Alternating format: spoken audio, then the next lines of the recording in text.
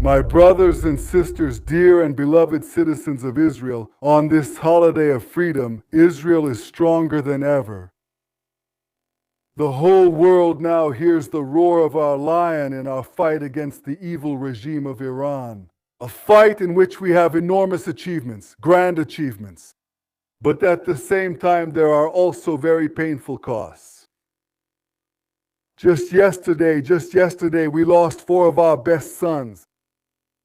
On your behalf, citizens of Israel, and also on my own behalf, and on behalf of my wife, Sarah, I extend our deepest condolences to the families of the fallen and the deceased.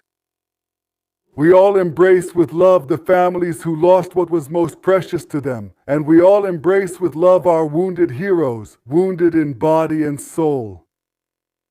Because we are one people and we are bound by ties of partnership, of destiny, to guarantee our existence and secure our future. As we complete 1 month of our joint campaign with the United States, we are systematically crushing the terror regime that for decades has called for death to America, death to Israel. It's true. They rise up against us to destroy us. And also, in this generation, the Ayatollah's regime has made a huge effort to annihilate us, to destroy us, to dominate the Middle East, to threaten the entire world. They tried to advance these murderous ambitions by developing nuclear programs and ballistic missiles, funding and arming terrorist affiliates around us, and facing the heavy sanctions that were imposed on it. Now, I want to tell you, throughout all these past years, this whole process has cost Iran's treasury nearly $1 trillion. And now it can be said that this trillion was completely wasted and lost for good. But the price we made Iran pay was not limited to just money. In the spirit of the upcoming Passover, since the beginning of the war of resistance, we have inflicted 10 plagues on the axis of evil. The blow to Hamas in Gaza, the blow to Hezbollah in Lebanon, the blow to Assad in Syria, the blow to the terrorist organizations in Judea and Samaria, the blow to the Houthis in Yemen, and 5 more blows against Iran. The nuclear blow, the missile blow, the blow to the regime's infrastructure, the blow to the repressive forces, and the blow to the firstborn, and in our case, the blow to the high-ranking officials. From the dictator Khamenei to the nuclear scientists, along with the Arab killers of the Revolutionary Guards and of Abasis. Not to mention Nasrallah, Ania, Dave, Sinwar, and many others before them. Because after the 10 plagues of Egypt, I remind you, Pharaoh still tried to harm the children of Israel, and we all know how that ended. The same is true of the fight against Iran's axis of evil. The battle is not over yet, but even now we can say that, against the 10 plagues our enemies suffered, we have achieved 10 great accomplishments. In the operations in Kobe and Shigat Ha'ari and throughout the War of Rebirth, and here they are. First, we created a strategic turnaround before the 2 operations. Iran wanted to suffocate us. Today we are the ones suffocating them. The Ayatollah's regime in Iran is weaker than ever, and the state of Israel is stronger than ever. Secondly, we have awakened the world to the danger that Iran represents to all of humanity. Before the operations, most of the world did not pay attention to our warnings. I want to tell you, I spoke with leaders from the Middle East in both secret and open meetings. I spoke with European leaders. I also spoke with leaders in the United States, with presidents of the United States. They didn't understand the danger then, but now everyone knows how serious it is. There are those who tell me in private conversations, Prime Minister, we understand. We are afraid to say it, but we understand. And there are those who say, we understand, and thank God, we are also taking action. 3. Before the operations, we fought alone against Iran. Today, we are fighting side by side with the United States in an unprecedented historic cooperation between President Trump and me, between the United States Army and the Israel Defense Forces.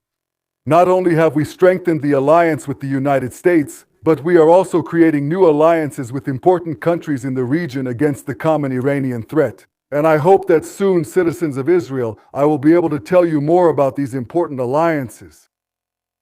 Fourth, We have shaken the foundations of the terror regime, which before the operation seemed all-powerful. Today, after the Kalbi operation and the huge protest in Iran that followed, and after the devastating blows we dealt to Iran in Operation Shah Gath Ha-Ari, we have shaken that regime. And I tell you that sooner or later it will fall.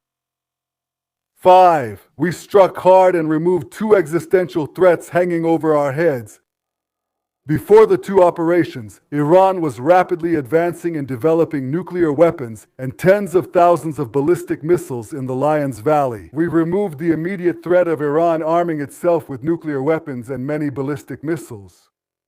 And with the roar of the lion, we achieved an additional achievement by crushing the regime's industrial capacity to produce these weapons of destruction. I want you to understand, Khamenei intended to take the industrial capacity for nuclear and missile production and hide it deep, very deep, underground. And when I understood that, I brought the issue to the cabinet and said, we need to act, because otherwise we won't be able to reach those weapons of destruction and the means that produce them. We had to act, and we did. We went out. We broke the power of Iran's terrorist armies that surrounded us in a stranglehold. That's true because they still have a residual capacity to threaten us, but they can no longer threaten our existence. Launching tens of thousands of ballistic missiles and rockets aimed at destroying the cities of Israel. And I remember that before we entered the Redemption War, they talked about 150,000 rockets and missiles and thousands of missiles from Hamas. And all of these were supposed to turn the cities of Israel, Tel Aviv, Jerusalem, Haifa, and Beersheba into rubble. That is not going to happen anymore. 7. We established deep buffer zones beyond our borders, in Gaza, more than half of the territory of the Strip, in Syria, from the summit of Hermon to the Yarmouk, and in Lebanon, in a wide separation zone, which neutralizes the threat of invasion and keeps the danger of anti-tank missile fire away from our communities. 8. We changed our security doctrine. We are the ones who attack and take the initiative, and we are the ones who surprise our enemies. 9th point, we have definitively proven that our air defense system is, without a doubt, the best in the entire world. And I want to tell you that so many countries come to us and ask for our help because they know we are number 1 on defense and also number 1 on offense. 10th, we have shown the extraordinary resilience of the people of Israel and also of Israel's economy, which is breaking records even during the war. Citizens of Israel, we have achieved these brilliant and extraordinary accomplishments thanks to you, thanks to our unwavering faith and our collective strength, which are the guarantee of our existence. Enemies come and go, but our ability and determination to confront them and, when necessary, to completely defeat them, these are the things that guarantee our future. Together, we have turned Israel into a regional power, and in certain fields, even into a world power. We achieved this thanks to our brave commanders and soldiers, both regular troops and reservists. Thanks to the fallen heroes of Israel, thanks to your resilience, citizens of Israel, and thanks to the courageous decisions we made in the government of Israel. While some showed weakness and capitulated, we continued the war with full force and faced our enemies with determination and without fear.